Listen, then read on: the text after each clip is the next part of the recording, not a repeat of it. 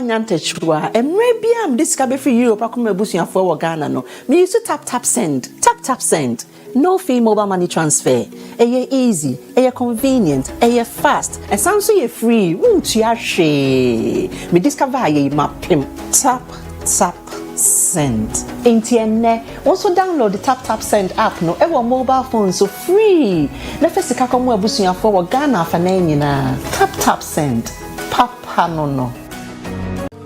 Welcome to the epitome of luxury living, White Wall Properties. We are a Ghanaian-owned real estate company that develops comfortable apartments and townhouses for residential and investment purposes. At White Wall Properties, our vision is clear: to be Ghana's preferred real estate developer. We are driven by a passion to deliver consistent quality in our product and customer service. Our commitment to excellence is unwavering, and our team's dedication to providing an outstanding experience sets us apart. For over a decade, White Wall has been at the forefront of Ghana's real estate industry, creating spaces that are not only comfortable, functional and located in the heart of Accra, but also stylish and luxurious. Each of our prestigious developments reflects our core values of quality, reliability and customer satisfaction. Choosing White Wall Properties means choosing a partner who understands your needs and exceeds your expectations. We are proud to contribute to Ghana's real estate landscape, offering homes and investment opportunities that are second to none. We invite you to explore our projects and discover the White Wall difference.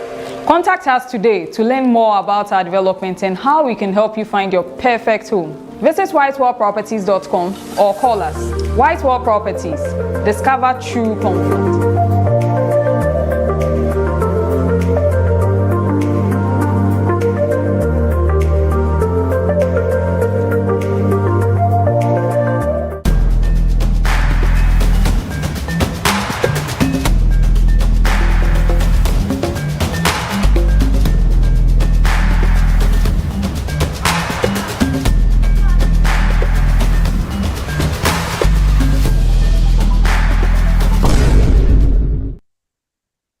Hello, good evening, and welcome to the OT Health Talk Show. Thank you all for being here on time. As per usual, we're going to get straight into it. For those who don't know me, my name is Akos. I'm commonly known as Dr. Akos on this show, and today I'm joined by my co-host, Dr. Yao Biden, or as we know him, Blessing. No, he's there somewhere, so he'll probably turn his camera on very soon. But there he is. Yeah, obviously, usually my co-host is Lady Abena or Dr. Kajo, but we're mixing it up a little bit this time. So we're going to be having some new host on with us from today going. So today we've got Dr. Blessing, and next week we've got another host. I'm going to keep it secret, but she will be joining Lady Abena next week. So once again, thank you all for making it on time. Today our topic is infectious diseases. Again, we've got one of our resident doctors on here, Dr. Abdul Mumin Mustapha, and he'll be talking to us about that soon, but I'll come to you in a minute, Mustafa. I just want to do a bit of the introductory session, which is thank you for coming. Thank you to our sponsors, Taptap Send, who are always supportive of everything that we do. Thank you to OT Media for giving us the platform, and obviously thank you to all our hosts and our guests today. So, Dr. Mustafa, how are you? I am fine, thank you. How about you? Not too bad, not too bad. Actually, Blessing, since you're my co-host, you want to say something? Just that today I'm the co-host, so I want to tell you that just be on time. We have 20 minutes to do a presentation. I know a lot of people have questions, and then I love the questioning and answering part where people have a lot to say. So please make your presentation a quick one so people can ask their questions so we can attend to them. Thank you very much. So how the show obviously usually goes, and thank you, Dr. Blessing, for reminding me. So the first 30 minutes, we'll have Dr. Mustafa giving us a little introduction or a little talk about whatever his topic is, which today is infectious diseases. After the 30 minutes, we'll go on a short break, advert break, and then we'll come back with questions and answers. And as I say every time and every day, this is probably the only show where you've got 3 doctors, you've got 2 doctors as your hosts, and then you've got the guest speaker as a doctor as well. So you can ask any question. I'm a general practitioner. Blessing's a registrar in orthopedics, and Dr. Mustafa is in internal medicine. So essentially, you can ask us any question. It doesn't necessarily have to do with infectious diseases today. It can be with anything, but we're here to answer all your medical questions and all your medical queries. So without further ado, Dr. Mustafa, you heard Dr. Blessing. Sharp, sharp. No, although I'm the co-host, but I'm the host. So Mustafa, I'm just letting you know. All right. But tell us a little bit about yourself first for people who don't know you. What you do, what you like, what your hobbies are, and then go straight into the topic. Okay. 1 minute on that. I am Mustafa Abdul Mumin, Blessing's friend, and I do not understand why he is the co-host today. Anyways, I'm a practicing doctor in Switzerland, and that is just by the side. But I'm Blessing's friend, and I don't know what he's doing here today. I think Akos just brought him so that he could regulate me, but that is not going to work. All spirits and strategies fashioned against me shall not prosper. I thank you. Now, going back to the topic. All right, Mustafa, relax. Before you proceed, I just want to let you know that from now onwards, trust me, you will see me being the host, being presenting. So I'm trying to do all this year. I'm doing everything. Maybe it's a secret, maybe like if you don't know, but You want to tell me that I cannot get rid of you? yes. Whether left or right, east and west, you still meet me, whatever be the case. Anyways, today we are going to talk about infectious disease. Once again, of course, thanks for the opportunity. The discussion today is going to be more of a puzzle. And I would want to see people who get my answers right. I would give them something very special. Infectious diseases in Africa. We're going to tackle about what infectious disease means and then the most common infectious diseases in Africa. And we are rather going to focus on the chronic infectious diseases rather than just our usual flu that can be easily managed. So infectious diseases that can easily become pandemics here and there. So the first picture you see here is a man, and I just want anyone as part of the team, anyone in the audience who is able to tell me what they think this man has, apart from the doctors. If you're able to tell me what this man has. I was just about to type. Apart from the doctors, if you're able to tell me what this man has, you have free consultation with me for life, if it is right. Now, I will present I say, Charlie, I'm resending my words. I'll review and revert what I'm saying. Anyways, so you see this gentleman. I'll quickly present you the case. Basically, he is a 32-year-old man who has about 3 weeks long of cough, weight loss, and he has night sweats. The doctor said, okay, it's a common respiratory infection. He gave him antibiotics. They went on the first week, they went home, came back again, and this man is still losing weight. And then the sputum, you can see here, that is when he's coughing, this is what comes out, this yellowish purulent material.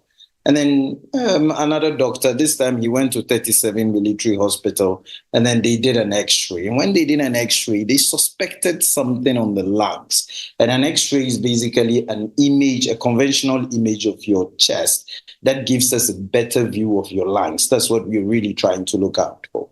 And your lungs is basically the organ that helps you with gaseous exchange. And so when they saw something suspicious, they decided to do what they call a CT scan, that is an advanced imaging. And when they did that, they saw this little material or this roundish material here that is covered by some dense material. So they interpreted it in a form of a cavity. So this is the first case. The second case, on the other hand, is a man who is, so you guys can tell me what the first case is. I'm actually seeing some comments already, which is quite encouraging. I hope that they are wrong, but we will find out whether you are right or wrong later. And I want differing ideas as well. I mean, everybody is saying TB. I think it is not TB.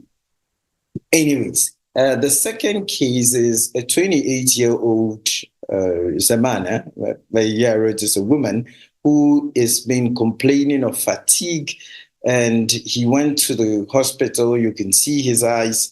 You can see that his eyes are very yellowish. His skin also looks yellow, and the only thing he's complaining about is fatigue. The man is just tired and his eyes are yellow. So what the doctor at the time did at the OPD was just to give him some malaria drugs, go home, and everything would be fine. 2 weeks later, they come back, malaria drono and nejuma. The man is still tired and the man is still becoming yellow and yellow and yellow. So for this man, do you have any idea of what he has? You can also write it in the chat.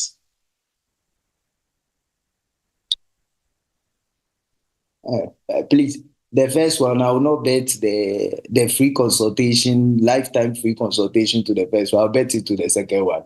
Because the IAED, that's not fair.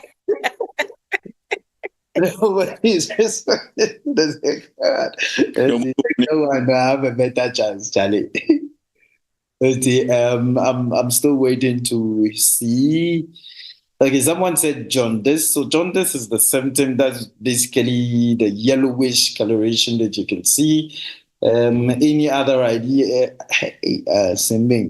Charlie, who is Sandra? And now can I ChatGPT a bit more? Oh, no, in your chat. Sandra, what do you do for a living? Okay, I'm a nurse.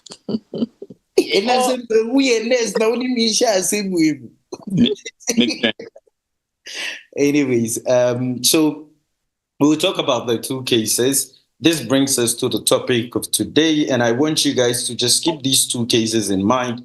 You can see the first man here, he's looking very frail, very cachexic, meaning that you can only see the bones. You can actually count the number of bones that he has on himself, and you can see someone that is very weak. Those days, to us, this is what an AIDS patient looks like when we were young. And this here, and he has this purulent material that is coming out from his mouth whenever he coughs. Now, this second man here, you can see a very yellow eye, complaining of tiredness, weakness, and so on. Now, this brings us to the topic of today. The main thing about infectious diseases in Africa is that it has a very serious healthcare burden because it comes with a lot of complication, and basically they are diseases, infectious, they are diseases that can be transferred from one person to the other. And here, as I said, I'm focusing more on the chronic infectious diseases that we have actually stigmatized for a couple of times. And they are diseases that have a high mortality rate, and most of them are preventable. So today we'll try and focus on the preventable nature. And after that, we'll talk about the curative possibilities that exist. Now, the diseases that I've discovered to be the most infectious or most common friend is malaria. As you know, whenever you are ready to go to Ghana, it's like these mosquitoes, they know when you bring a flesh bird in. So as soon as you arrive in Ghana, they start biting you left, right, and center. You ask yourself, Charlie, Bonnie Ben Namaye. So malaria, whenever I go to Ghana, actually, even the I know that if I spend about 2 weeks in malaria, whether I like it or not, I will have it. The second one is tuberculosis, HIV, AIDS, hepatitis B and C, and typhoid. Today, I will not focus more on typhoid and malaria because I think they are so common that everyone knows about it. Everyone knows that, Charlie, when you're looking weak and you have joint pain, for malaria, that's what we mostly do. But the best advice is go and do the malaria test and know whether you're positive or negative. Typhoid as well. Everyone knows that when they are having belly pain that is chronic and they are feeling very weak, always when they go to the hospital, if it is not ulcer, then it's typhoid. So they easily go for typhoid test. But what we talk less about is tuberculosis, HIV/AIDS, and hepatitis. Now, the main thing about these diseases, these three diseases, the thing that makes it more prevalent, and the disease can be very worrisome. They say we have the best environment to grow them, and the best environment is poor sanitation. You get a lot of hepatitis that are transmitted through poor sanitation, overcrowding areas. So basically, tuberculosis, for example, is a disease that you get, through the respiratory tract. Someone coughs and the droplet gets to your respiratory system, and then the bacteria goes in and then finds the lung, get there, and then start spreading. So as soon as it finds an overcrowded area, it is a good place to actually transmit the disease. Next is the limited healthcare availabilities and the low awareness. So we don't talk a lot about tuberculosis because whenever I see the image of this man here, the thing that always comes in mind is that oyare nanso. The first thing we tell ourselves is the ayano, which means that someone has thrown a black magic to him because doctors normally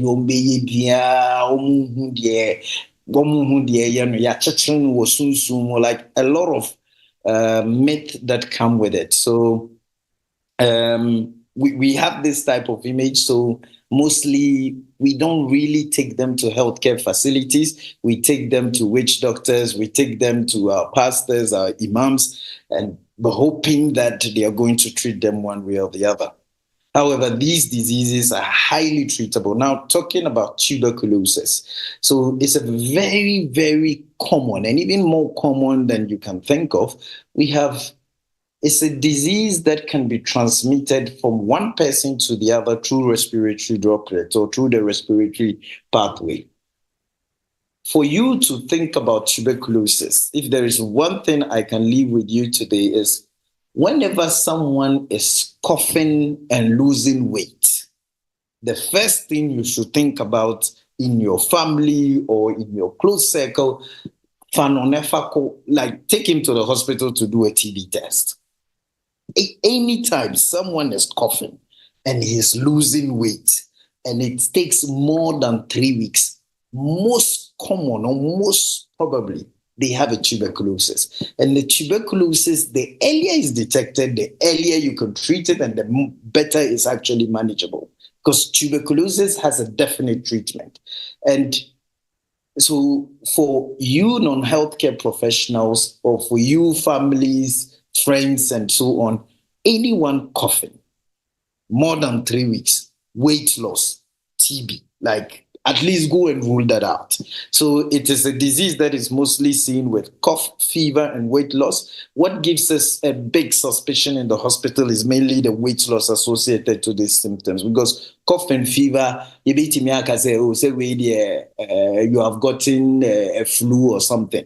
But when you're coming from these endemic areas like sub-Saharan Africa, the thing you are most scared of, or when you come to an emergency, to our emergency, and you are from these countries, that's the first thing we are looking out for.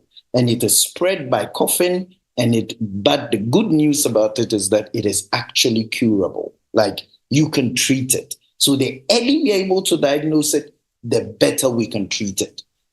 I have a personal story with tuberculosis. My aunt, for instance, who actually about 20 years ago came staying in our home because she went everywhere and she's feeling weak. You can see all her bones. You can see that we're losing it. Like she's deteriorating, she's breaking down. And obetena ye honomo. And obetena hono, the whole idea was she was there for palliative purposes because malam sonwa ye bibia ye de na ko sofo ho ye de na ko akomfa no chi wewu wewu ye de na ko komfa no chi wo anye yi ye de no ko bibia anye yi. But the time we took her to the hospital, then she already had what we call a Pott's disease. So a tuberculosis that has actually disseminated in all her body parts and has even actually got into her bones. And when you get to that stage, that is the end. However, it is just a simple disease that can be treated with antibiotic, just like your usual malaria can be treated. Just that with that disease, it would just take longer. However, with my family, we didn't do that early enough. We took her to all the possible witch doctors we can take her to. And then the end of the story is that she stayed home. We housed her, and then it just ended it just ended sadly. Now, the next thing I want to talk to you about is hepatitis. Hepatitis, in simple words, is just inflammation of the liver. Now, what is the liver as an organ? It's just, how do you even call it in tree? I don't know. Tree for no, every liver saying. Blessing, tell us. Blessing, tell us. Say you say you are a host. Tell us, how do you say liver in tree? Brebo, say me boy, I'm watching minus brebo. It's actually true. I know this because my mom, when we eat it, that's what my mom calls. Did you say hepatitis is Brebo? No, the liver. Oh, okay. Anyway, about the class and a blessing, that you will correct. You're just shooting yourself in the foot. Anyways, Brebo.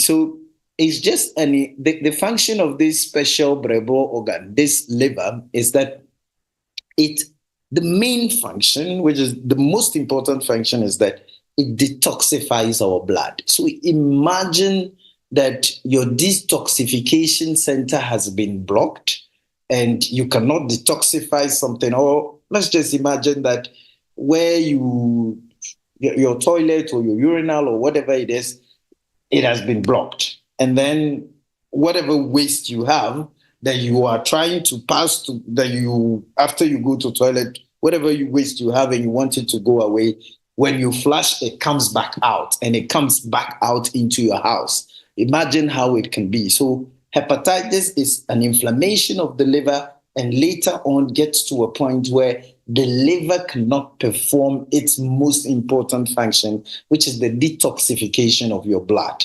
So the issue about hepatitis, at least TB will give you a cough. That's good news. So it will give you a cough and weight loss. You tell yourself that miyare. However, hepatitis, he is a very slow killer.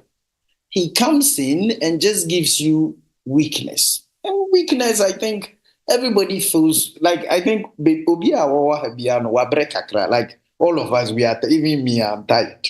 So we all get a level of weakness. However, hepatitis, it just gives you weakness. And then it is when it gets worse that you start seeing the late stages, like the jaundice that we just saw from these patients, the weight loss, when it gets to a very late stage, that's when you see the hepatic encephalopathy and so on and so forth. However, hepatitis is mainly a disease that is transmitted or that is originated from so many different causes. But our main one that we are talking about today is actually hepatitis that is transmitted through a virus. And these viruses are called the hepatitis virus. So we have hepatitis A to E mainly. The A and E are mainly transmitted through water bodies, it's like fecal oral. So just means that you take in a dirt and then it has the hepatitis virus, and it is you go to toilet and then you transmit it. The next person gets in touch with your toilet, and then like people drinking dirty water, people eating dirty food and so on, they can have that. But The dangerous one, and that is the most worrisome one, is the hepatitis B, C, and D. B and C are the ones that we are very much worried about because they are transmitted through sex. They are transmitted through body fluids, through bloodstream, and so on and so forth. So with them, they get into your body, these viruses, they get into your body, they go to your liver and make your liver inflamed. And after it gets inflamed with time, it begins to lose its function because the body itself cannot take away the virus. So it stays inside your body, makes your liver lose the most important detoxification function that it has. And then with time, it can go to cirrhosis, which is a complete failure of the liver. And then after some time, it can actually go to you getting a liver cancer. And basically, that is the end. The good news about hepatitis is an example like hepatitis C. Today we have cures, hepatitis, and most of the hepatitis, we actually have vaccines that are available for it. So, for example, people who work in healthcare facilities, we are told to do a lot of hepatitis vaccines before we start working. Now, HIV/AIDS. I think everyone knows about AIDS. When we were growing up, it's the most, and this is the most scariest test you can ever do, even if you have never had sex. Whenever you are to, I remember when I had to travel to Europe, I was still a virgin by then. And when I was told to go and do an HIV test, though I know I haven't done anything, but I remember that when I was young, I used the blade to cut my skin to actually see what is beneath because I wasn't understanding what was beneath my skin from curiosity. So that thing is always in my mind. So HIV/AIDS is actually a very scary test. Why? Because it is actually a chronic disease that if you are in it, you are in it in general. Now, the thing I want you guys to think about, mainly when it comes to Ghana these days, is that AIDS is actually on the rise. It's so much on the rise that is actually interesting. With Ashanti region actually topping into Mesremo, boys, and girls. If you are going back for vacations and you are going to Ashanti region or Greater Accra region or Eastern region, these three regions, please, if you don't remember all the other, remember these three regions. And know that if you are meeting anyone that is from these three regions, however sweet it can be or that you can think of, please use condom. Please use protective materials because the prevalence now is actually on the rise. And I was reading a recent research about HIV/AIDS in sub-Saharan Africa. And what was happening is that, which you can actually see here as well, a lot of females actually have the disease. And I was asking myself that, why is it that now 66% of females have the disease? Basically, 2/3 of the people with the disease are mainly females, and males are 34%. I was asking myself why. So the research actually proved that, one, it is because of socioeconomic reasons.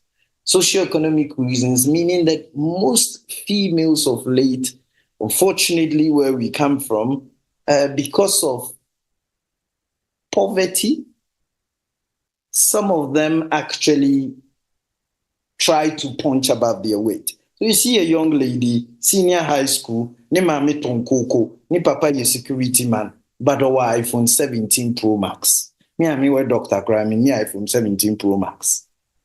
Because there is a social pressure, so they need to live by the social pressure. So what do? They try to get some of these things by conventional ways.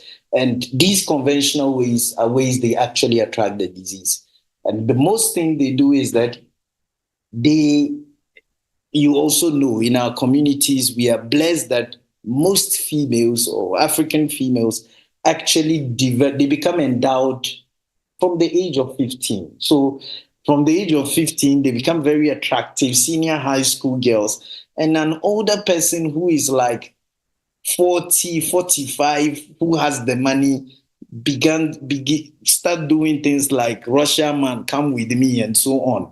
So after that, this older man who has the age transmits it to the young lady, and then she becomes a vector of spreading the disease. So you see a lot of people, the prevalence is actually going so high that it's becoming very dangerous. So please, to everyone that is going to Africa, especially Ghana, please just take care of yourself and be safe. Just have safe sex. Now, for people who have HIV/AIDS, or who have a suspicion of HIV/AIDS, AIDS today is not totally curable, but it's manageable, which means that you can take your retroviral drugs and no one would ever know that you even have AIDS, because you can actually live with it and you can be fine with it for a very long time. Like, you will live like anyone else if you take your drug. So having HIV/AIDS does not mean that it's the end of the world for you. It is rather a beginning of a new chapter. If you go to the hospital and you get the necessary care that you need, you're good. And these cares are mostly efficient. But just be bold to take the first step. Now,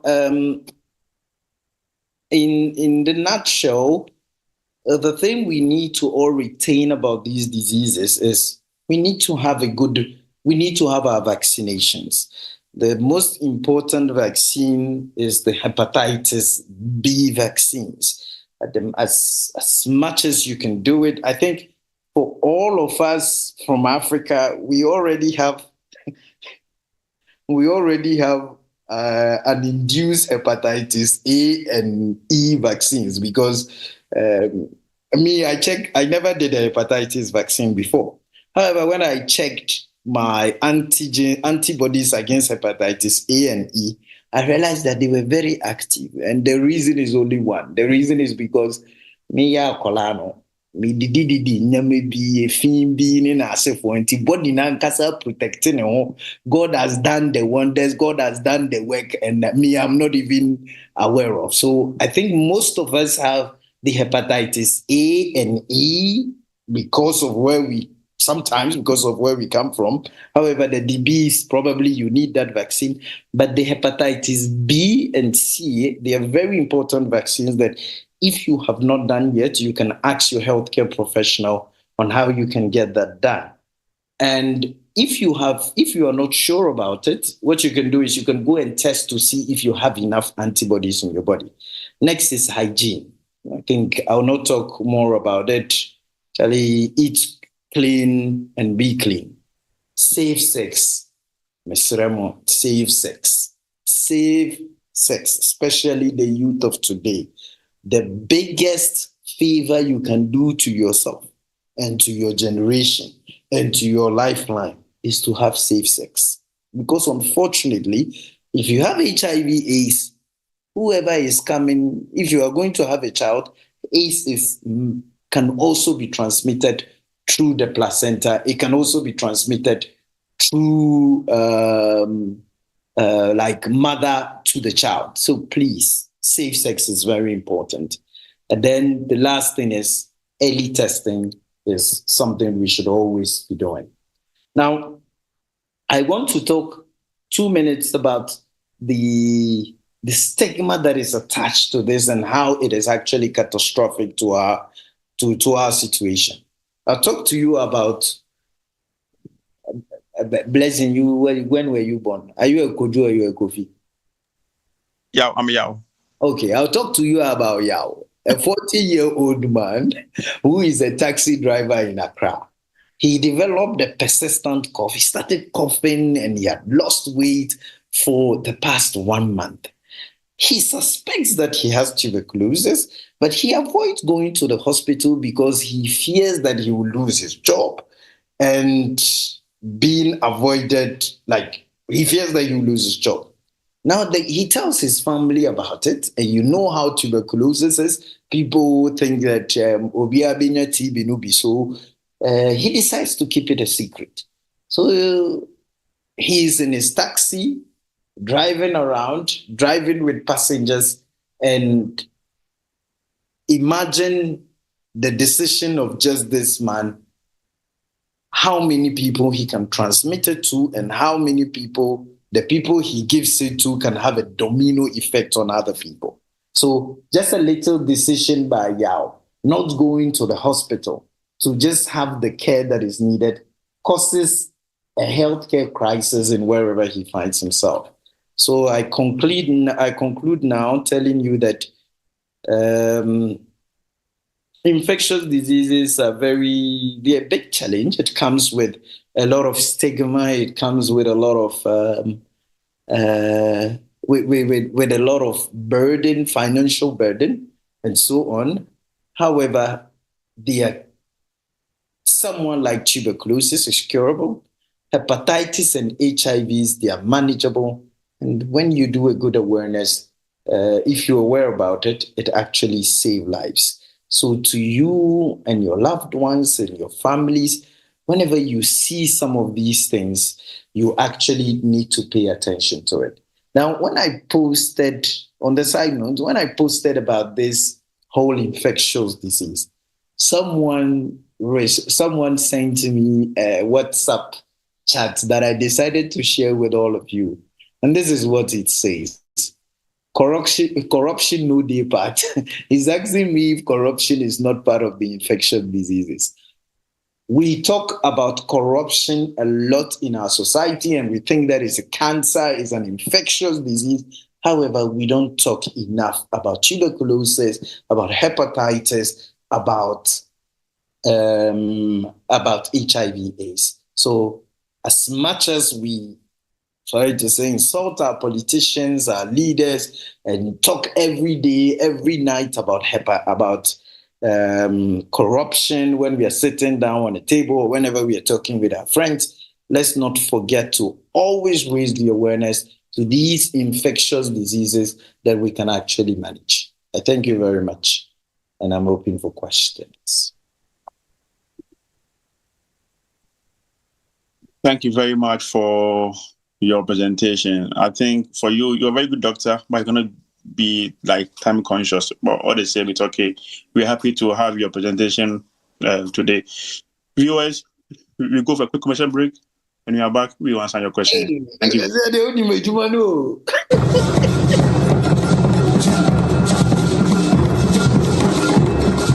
So, Christica Manian, put me to wrap to from me, send in a minute in Sabacandia, and then one Taptap Send. Yeah, Ebusianfo, we didn't did an Akuma Pachua one. They recommended Taptap Send a mama. And that's our father, also for baby. Diabasa, our rating so yeah. Our year A1. Into a piano do Taptap Send. That all says it can for Taptap. You're going to do check a man, you're going to do check Gala for say.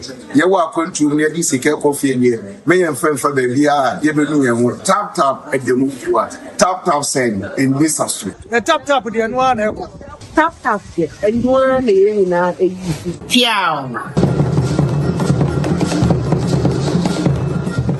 Property Investor Africa connects investors, buyers, sellers, and partners across Africa to creating trusted opportunities in property investment. Welcome to Property Investor Africa, your gateway to Africa's real estate revolution. Whether you're a developer or seller of prime real estate in Africa, whether an investor or buyer hunting for opportunities, or you're a supplier of real estate products or provider of services in the real estate industry in Africa, this is your marketplace.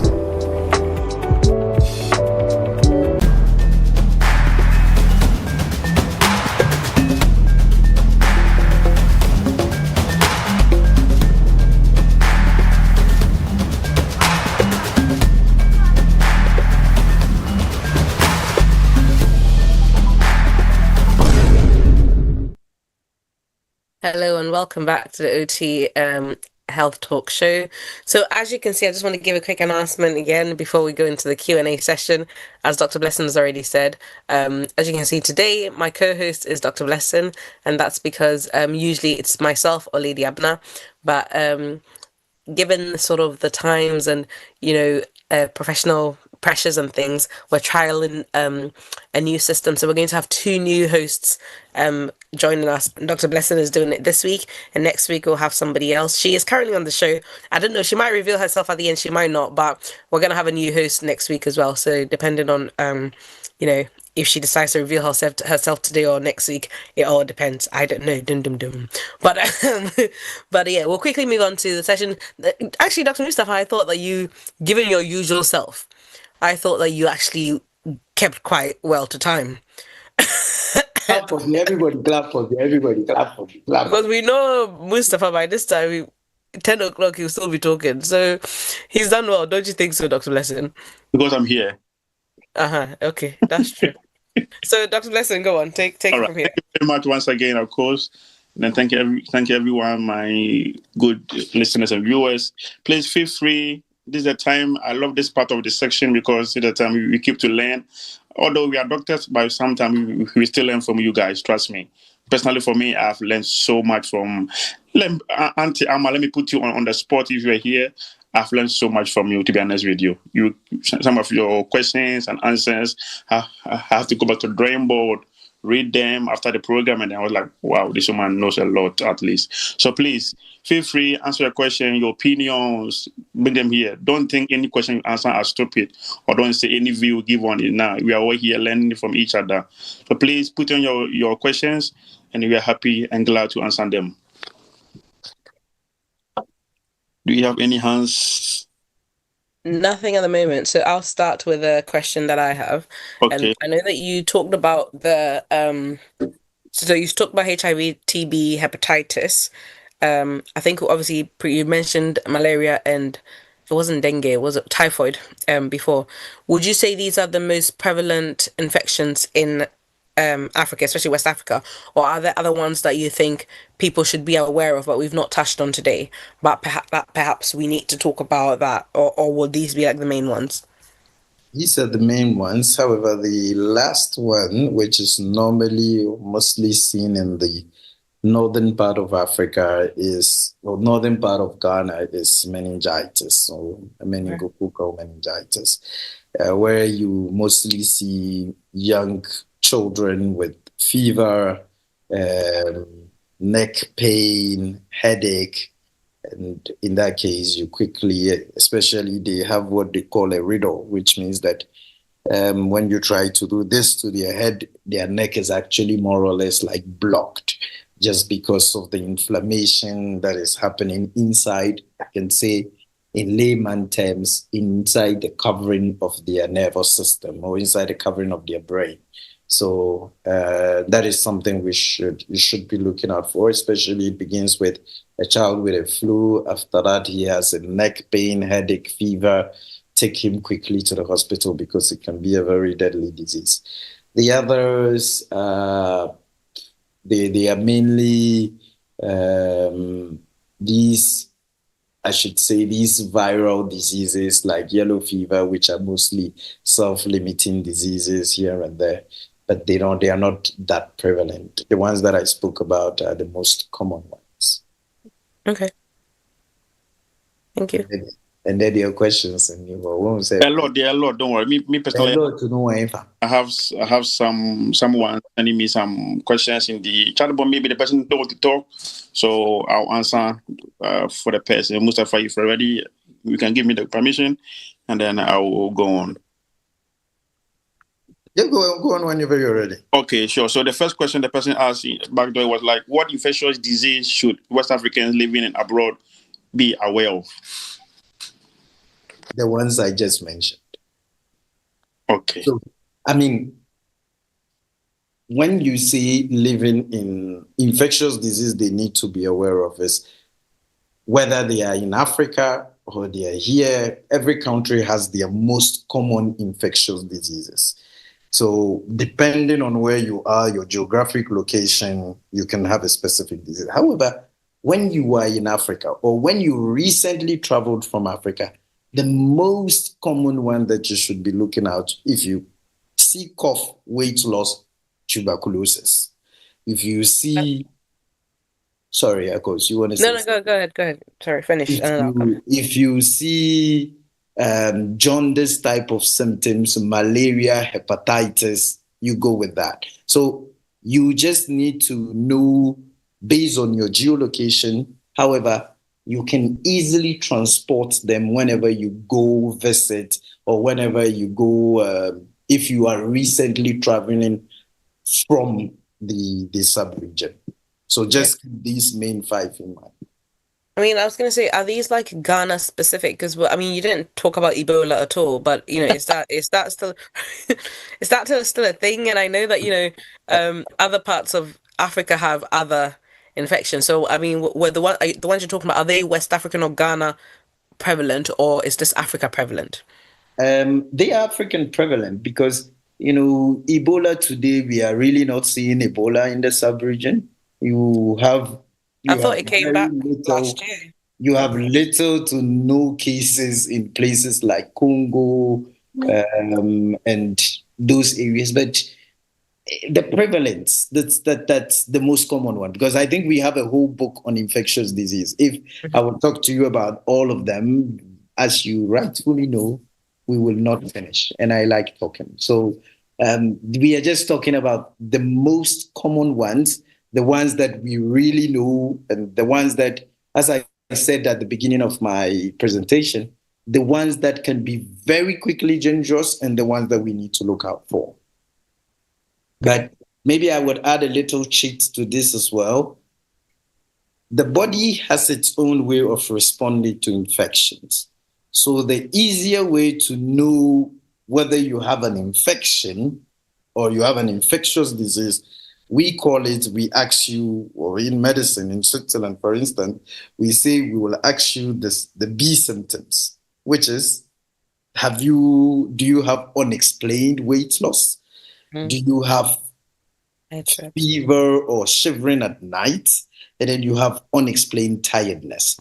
As soon as these 3 things actually come in play, then you should be worried and you would want to seek for a healthcare professional that will try and localize where this is coming from, where the site of the infection is. Okay. So night sweat is not a good sign. Okay. Thank you very much. I love the questions I was asking about if I was having a doctor being a host. There are so many back and forth, but that's okay. I think people enjoy it. Thank you very much, Mustafa, for your response. I think I have a question in the chat box. He said, and I read, Dr. Mustafa, if I understand what you touched on when it comes to TB and HIV or AIDS, we shouldn't look at it as a face value, but get it tested. Question mark. I'm trying to understand what a face value is. So, Baba, sorry if I had the name wrong, please forgive me. But if you can unmute yourself and then make some explanation further to the question, I'll be very happy. Or if you want to further write in the chat as well, we can come back to you, because I've got a question in my box. But if you're not comfortable, if you're comfortable to talk, then it's probably the best. But if you're not and you want to write, that's fine as well. Oh, I'm so proud of myself. Mustafa, not you. It's me rather, please. Anyway, I'll be speaking. Probably he'll be writing very soon. But the point about, I think what he's trying, as far as I understand, what he's trying to say is we shouldn't stigmatize it and we should rather get it tested. That's what I stand for. Like the earlier you know it, the better. Well, I was going to ask you a question when you talked about Yao, a 40-year-old man, because I was like, well, I think we're overlooking another thing as well, isn't it? Because in Africa, or in Ghana, or wherever Yao was from, I can't remember, but there are also barriers to healthcare, isn't there? So if he's a taxi driver, if he's not making enough money, he's not able to pay his rent and things like that, going to the hospital can be quite costly for him, depending on where he's living as well. The fact that he's a taxi driver makes me think that he's got access to roads and access to like obviously he's got a car and stuff, so that's not an issue. But if we take another scenario where we say, okay, somebody living really rural and probably doesn't have access to a hospital or a clinic easily, or does not have money to be able to go, because I know that sometimes, even though again, I'm going to use Ghana as an example because that's what I know, but if you've got NHIS, that is supposed to work, but we know in some cases it doesn't. People have to pay for even their own drip. They have to pay for their own cannulas before they give you all these things, and before they come and give you your medication for TB, which is supposed to be for 6 months, which some people can't afford because that's, constant antibiotics, and that's 4 antibiotics you take. No, wait, is it 4 or is it 6? I think you take 6 for 6 months and then 4 for no, 6 for 3 months and then 4 for 3 months, so 6 months in total. So, I mean, that's a lot. And if you don't have the money, so actually, was Yao really wrong to say, I'm just going to keep this to myself because I can't afford this? What can we do? This is a very ethical question. Anyways, that was exactly Yao's problem. Yao was like, he can't afford it. If he goes to the hospital, he can't pay for it. And secondly, he can't afford to take time of work because 6 months, who would pay him? Mm-hmm. But I think our healthcare system covers, the NHIS covers some major infectious diseases. They cover them, for example, the retroviral drugs and tuberculosis drug. But Yao's major problem is, even if they cover it, they will tell me that 6 weeks, like Yao would want to work. And so that's why, we can't blame Yao, but we can blame him because what he would do actually has ripple effects. Now, I have a personal project in mind, which I'm developing with a pneumologist. And the idea is that we want to have moving tracks of tuberculosis diagnostics. Because when you go to very remote areas, TB no buo, but they don't have the diagnostics. And it is just an X-ray that would take about one minute. And you can just see immediately and say, okay, this one has TB, refer him. This one has that, and refer them. So I think what we can do about that is come together as colleague doctors, have a moving healthcare track to actually go to rural areas and do diagnostic referral. Good idea. No, thank you for that. Yeah. Okay, I can see Baba Phoebe. Baba Pobi. Baba Pobi. Baba Phoebe. Okay, I'm Baba Pobi.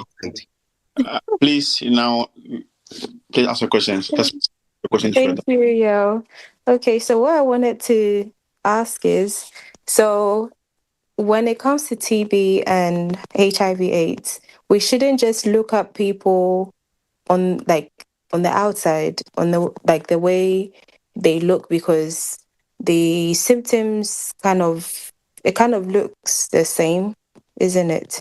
So do we have to go further to get tested than just to have it think that, okay, this person has AIDS because of the way they look like? That's what I was talking about.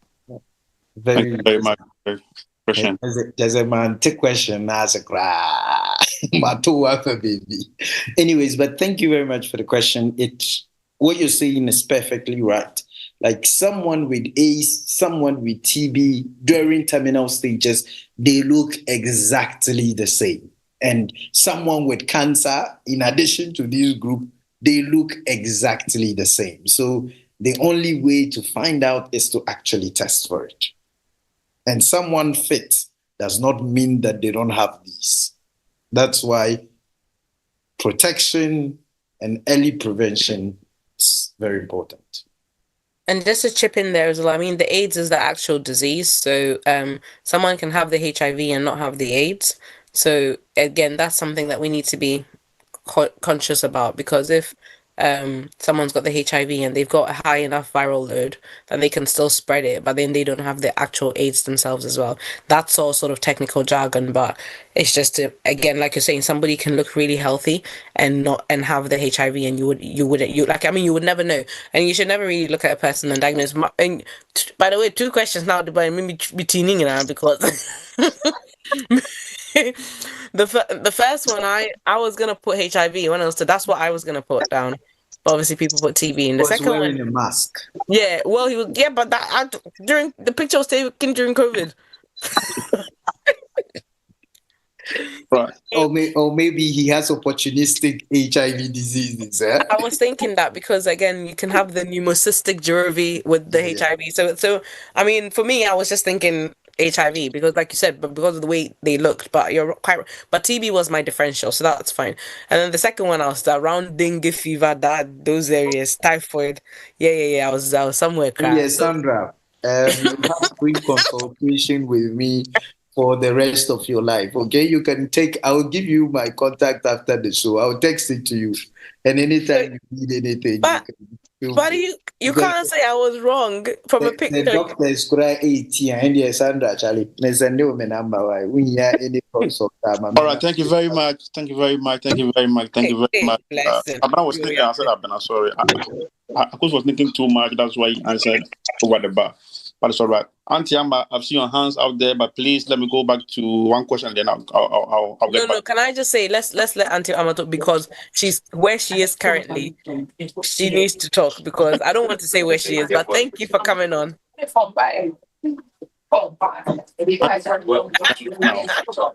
Your Auntie Amber, you have the floor. Please talk. Hello, good evening, everyone.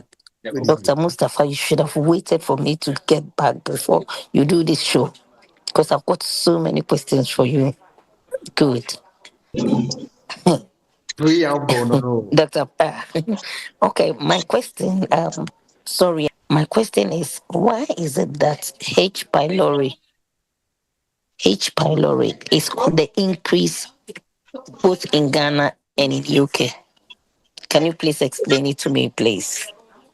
H. pylori, it's really, I know someone who has had the triple treatment 3 times and it's still positive. Thank you. You know, in general, H. pylori is actually my favorite bacteria. It's actually a very cunning bacteria because of what they do and the virulence nature of it and the way it treats itself. To answer the question directly, for those who do not know, H. pylori is the most common bacteria, or I should say is the bacteria that causes ulcer, in simple terms, stomach ulcer, gastric ulcer. Now, what the bacteria does is that it enters inside your body, it gets into your stomach, and it has claws, sort of, and it attaches itself to a very specific area of the stomach that the acid doesn't touch it. So, because the acidic nature of the stomach is actually made that way to kill bacteria that come in. But H. pylori finds a way to actually hide in a specific area. Now, to answer Auntie Amma's question is that the first thing is sanitation problems. Like we have a big sanitation problem. The second is we have a big overcrowding problem. Like people are more and more and more, and so the fecal oral transmission is very common.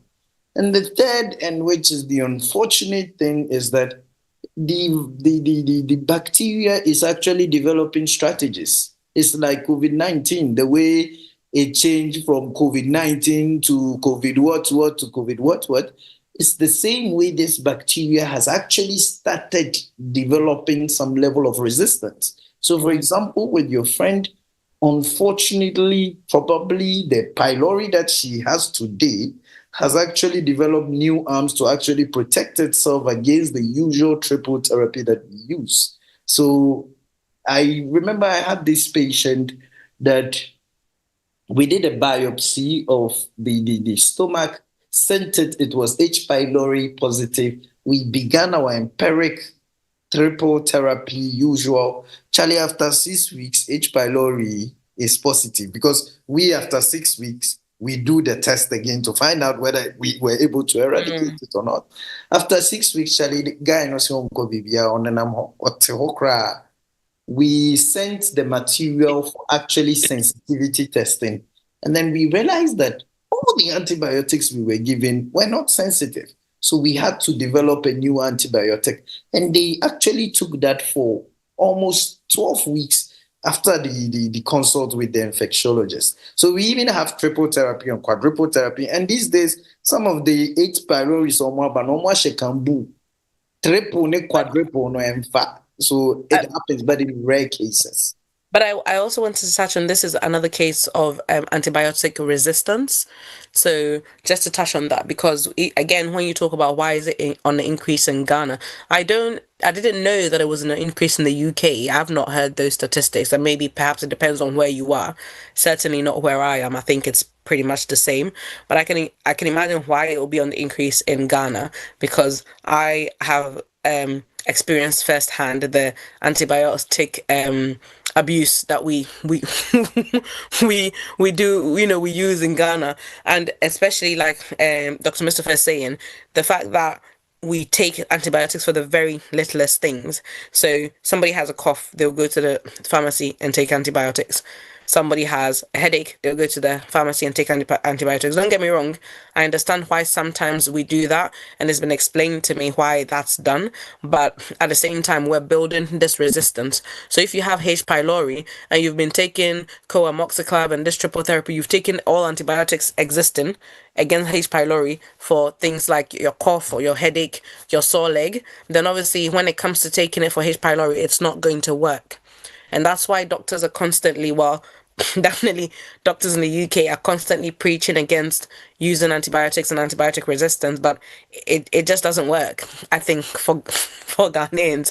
So that's probably a problem that we're facing now, is the antibiotic resistance.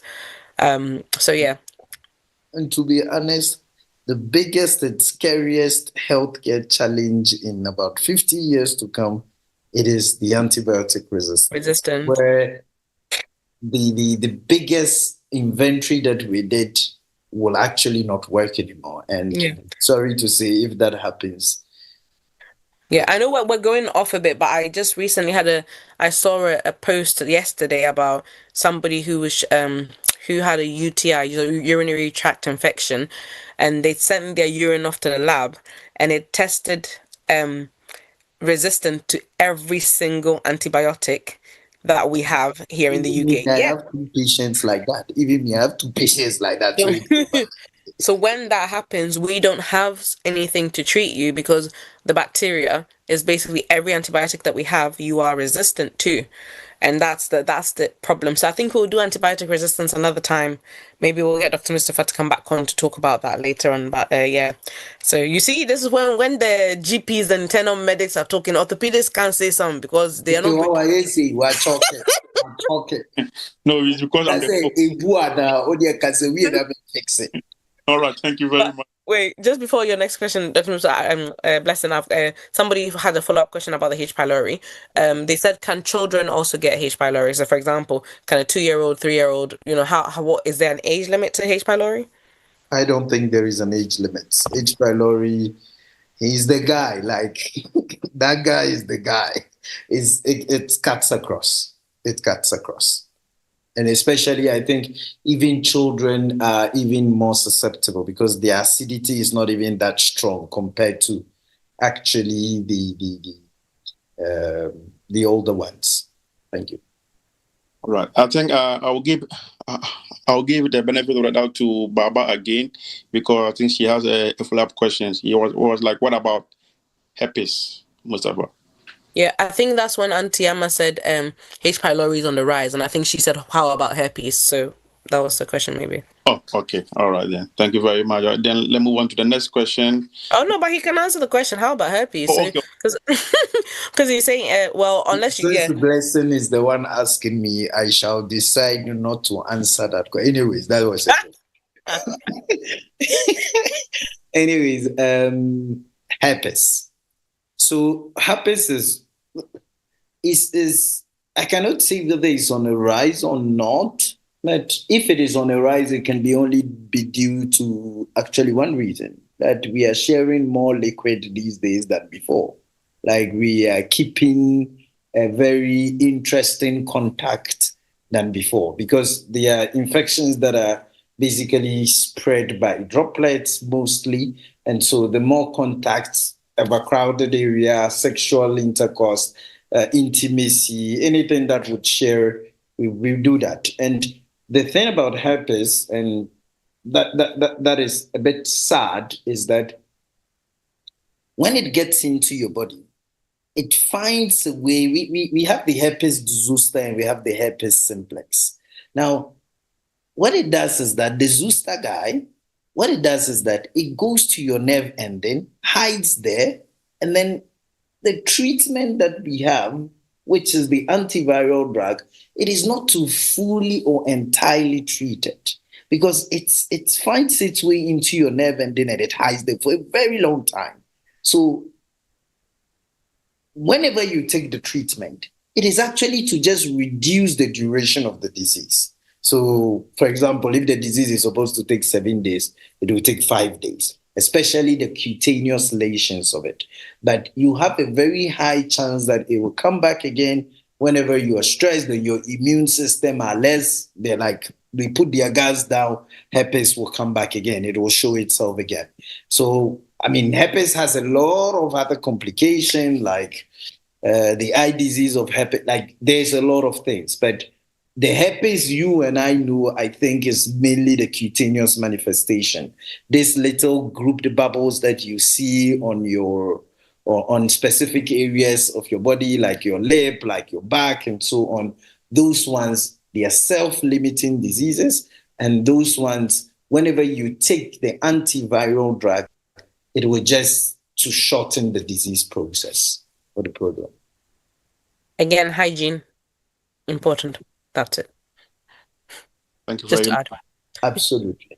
Thank you very much. Sometimes, trust me, I feel happy when I see the GP, the internal medicine, give me all this explanation about what they will do. Their field doesn't still entice me to go into that aspect. So, thank you very much for your contribution, Mustapha and Abena. Let's move on to the next question. It says, Mustapha, how does visiting home, example, during holidays, increase exposure risk? How does what? How does visiting home, example, during holidays, increase exposure risk? How does visiting? Yeah, so like going from the diaspora to maybe like vacation. Vacation. Yeah, going back home. It depends on what you do. So first of all, if you visiting alone increases the exposure risk for malaria, like the whole, as soon as you come out from Kotoka or from whatever airport you come out from, as soon as you get out, even in the plane. Accra International Airport, please. Thank you. Anyways, as soon as you come to, the name is formally changed. Anyways, as soon as you come from Accra International Airport, the air that blows you, just know that it increases every risk already, especially when it comes to mosquitoes. It increases your prevalence. Some people, the young ones, unfortunately these days, go to Ghana with a specific mindset. And that one increases all the risk for some sexually transmitted diseases. The other one for TB, for instance, if you find yourself in overcrowded areas, because whenever we go home as well, we go for parties, we go for things where we meet people, because over in this area, from my experience, we are mostly isolated. But when we go to overcrowded area because we have to chill dirty December. So it increases every risk you can. You can prevent, but at the same time,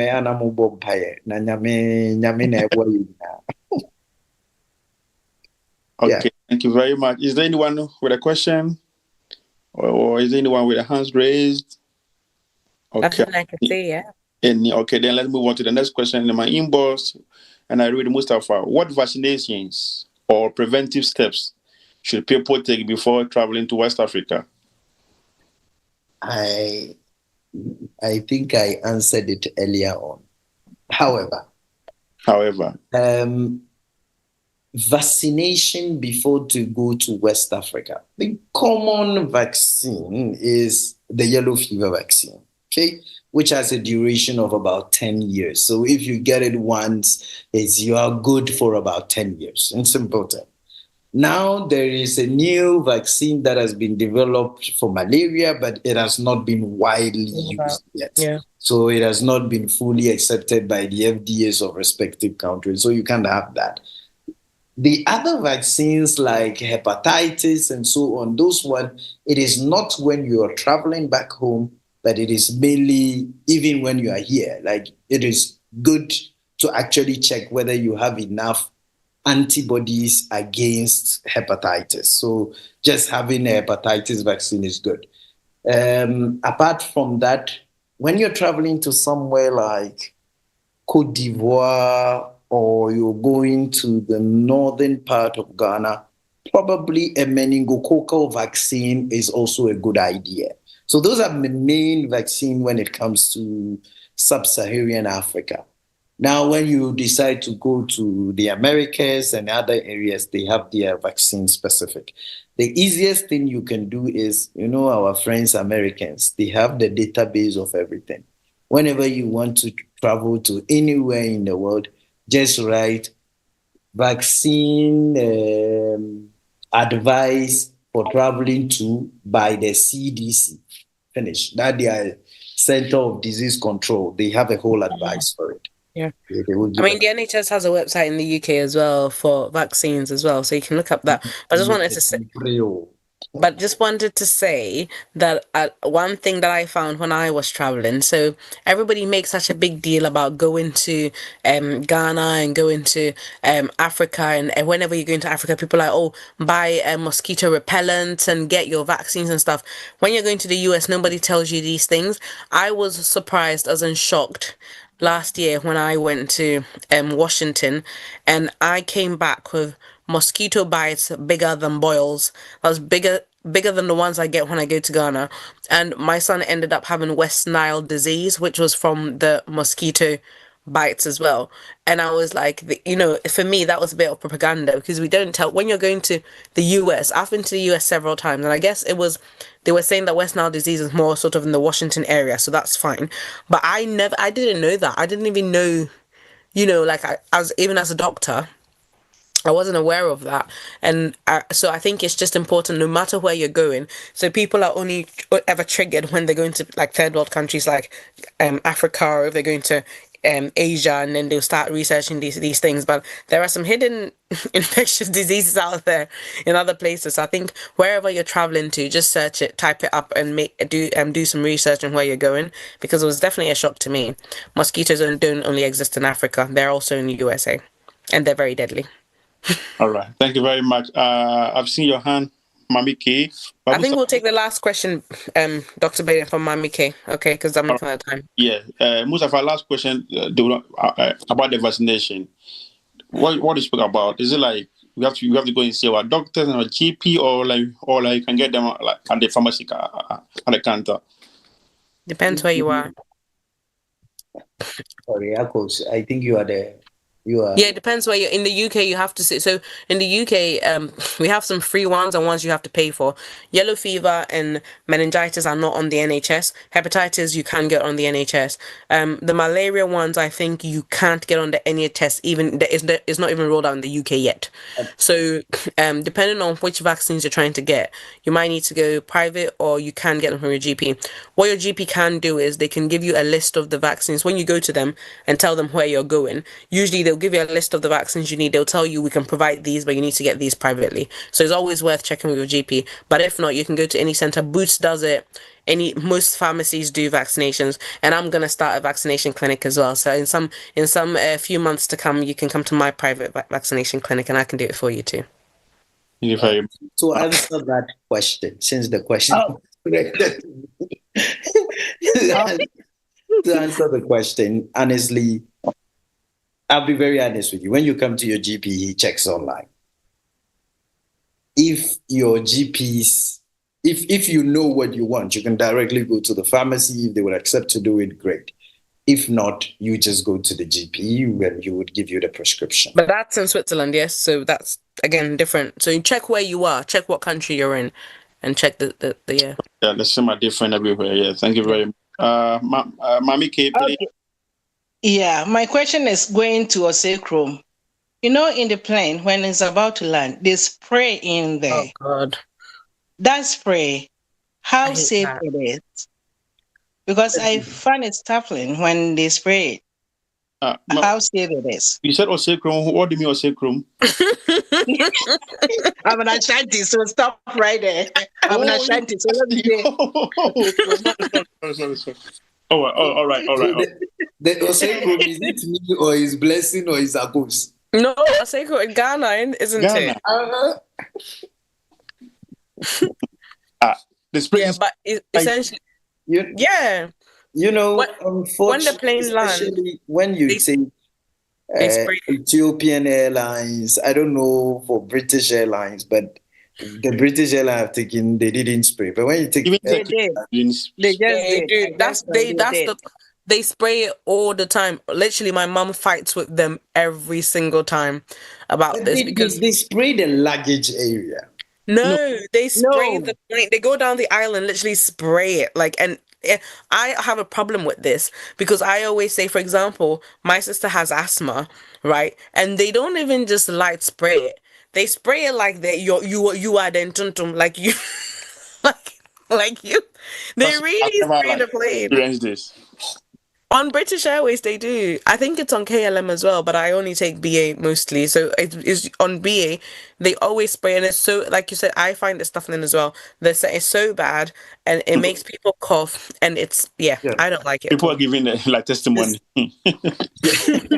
Just to answer that, from I just quickly read through, and they said that this spray actually has 2% of permethrin, and basically that is sort of like an insecticide that kills a little bit of mosquitoes or basically insects. The spray mosquitoes. They say, they claim. So they I guess they do it to sort of disinfect the flight, the aisle. But other than that, I don't think it's not that when they spray, after that you have a specific film on your body, and when you go out, you are protected from mosquitoes. That's not the case. They are just doing it for their flight. Well, she's asking, the question she asked was, how safe is it? Is it harmful to us who are inhaling it in? Yeah. Is that the question? Yes, please. Yeah. Okay. You know, I can't tell you about the full safety, but I can just only tell you that for people who can be allergic to it, just like Akul said, they can have asthmatic attacks afterwards and all of that. But how safe it is I guess it is safe to be inhaled, but some people can have asthma attacks because they cannot be allowed to do that if it is not safe to be inhaled. Well, I'm a little bit not certain with what you just said, that medications are not even good for us, but they give to us. Exactly. So when you say that, I'm a little bit takes on that. You know, I don't have a lot of knowledge on this specific thing. Okay. I don't know. I don't even know from what I have read. Okay, but what it really entails, I cannot tell you about the entire safety of it. The only thing I can tell is most practices, they pass through an FDA or sort of an associated approval. So that's my mindset. If it goes through an approval rate, then it has been filtered one way or the other. Okay. And my last question, sorry. Okay. How safe is vitamin D3K? Oh, that's good.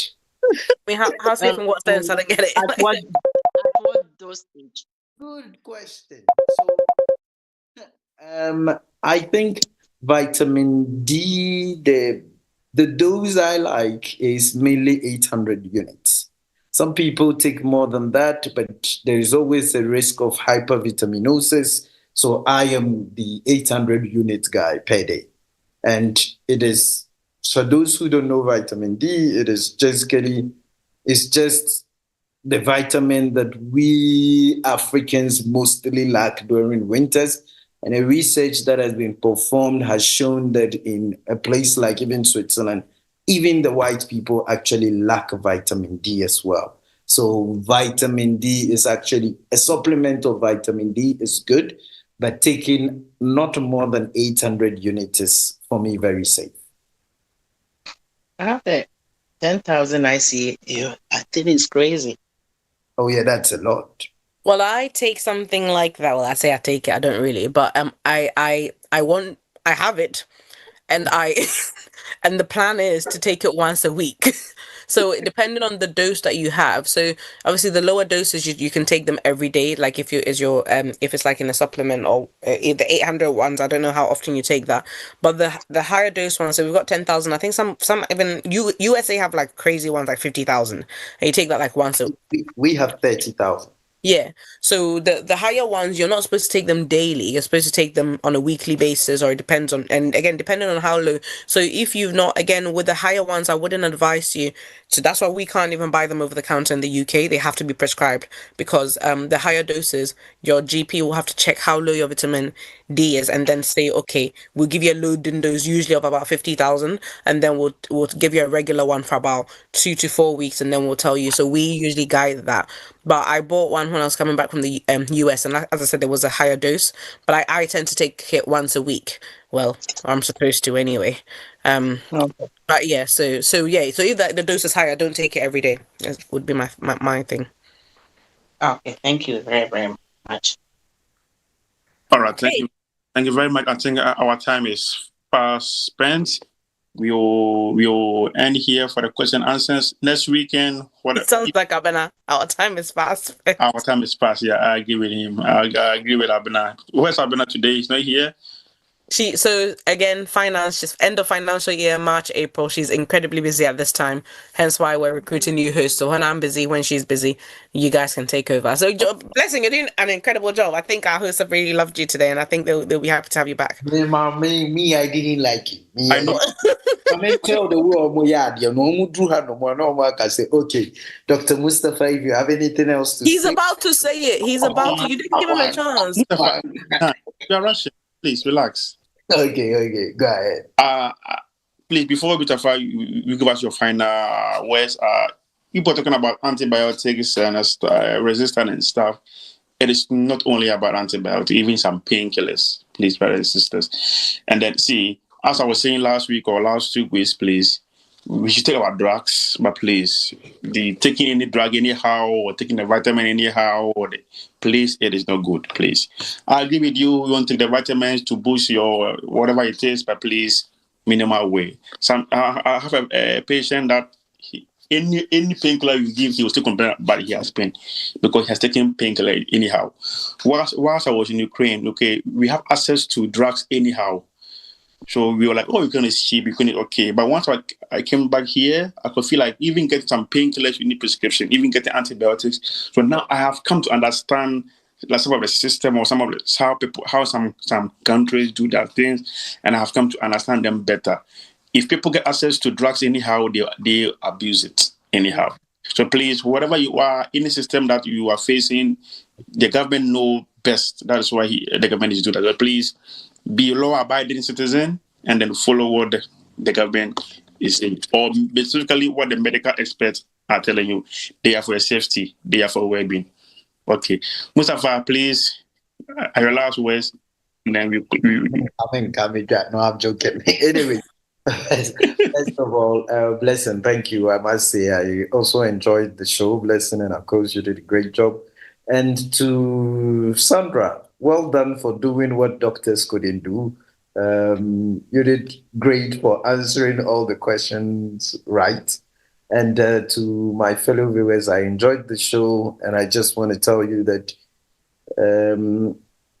look out for the signs that we spoke about. as soon as you see them, contact a healthcare professional, because the earlier you detect it, the better for everyone. And not only for the patient, but for you as well, and for people around that patient, because they are called infectious because they move from one place to the other, from one person to the other. I thank you once again, and I wish you a beautiful day ahead. Bye-bye.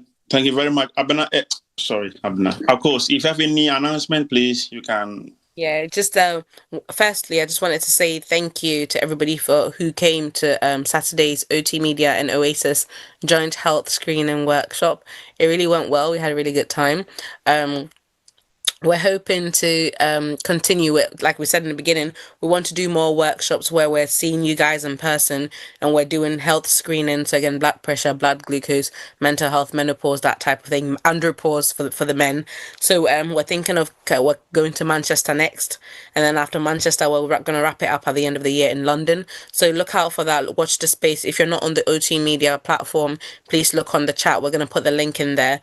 But yeah, just watch the space, and thank you so much for everybody who sort of supported the health screening last week. It was really good. That's it.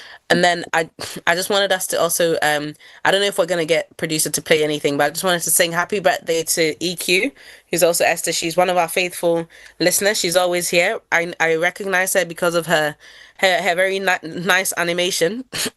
But I know that it was your birthday on Monday, so I just wanted to sing happy birthday to you for that as well. I don't know, producer, are we having a birthday song, or do we have to sing cacophonic? Okay, let me give the tune for the birthday. No, please don't start. Please don't. Happy birthday to you. That's a bit low. Okay, do you know what? That's fine. You know what? Happy birthday.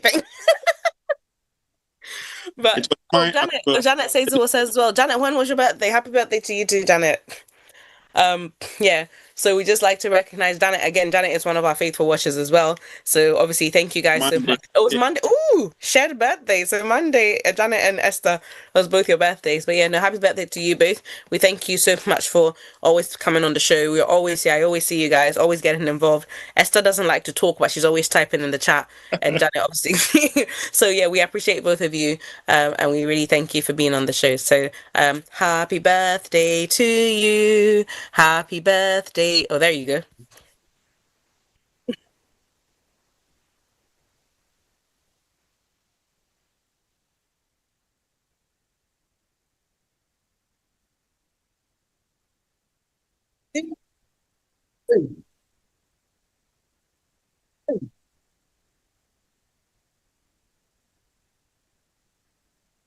And Janet.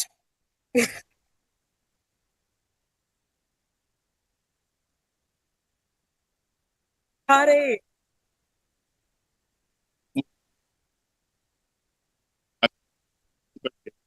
Okay, thank you so much.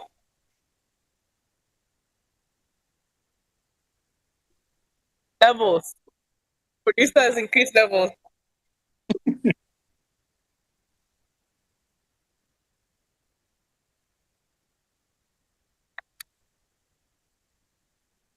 Woo! And Janet, sorry, Janet, I didn't know about yours, but yeah, we. Yeah. So please, of course, I hope we are meeting again next weekend. Yeah, we're meeting again next weekend. We're gonna be on every Wednesday 8 p.m. Time for OT Media Health Talk. Every Thursday, time for Taptap Send, and every Friday, Ask the Lawyer. So we'll look forward to seeing you next week, and we'll have a new host for you next week as well. So before we leave, please, I have to say one thing. You know, the one who asked the question about flights being sprayed or something, please, this way. I always love this kind of show for the people we have here on our show, please. We don't yeah, like don't know A1. anything. We learn from you guys each and every day. I didn't know what about this thing. Today I have to go to my drawing board and read about this. So please, we are calling you all each and every weekend. Please come on the show. Come and give your opinion, your ideas. It helps us as well. It helps us to go back to the drawing board, read more, and then be better people as well. Please, thank you very much. Okay, I will come back with an answer another time that I reach. You see? Bye, guys. Bye. Property Investor Africa connects investors, buyers, sellers, and partners across Africa to creating trusted opportunities in property investment. Welcome to Property Investor Africa, your gateway to Africa's real estate revolution. Whether you're a developer or seller of prime real estate in Africa, whether you're an investor or buyer hunting for opportunities, or you're a supplier of real estate products or provider of services in the real estate industry in Africa, this is your marketplace.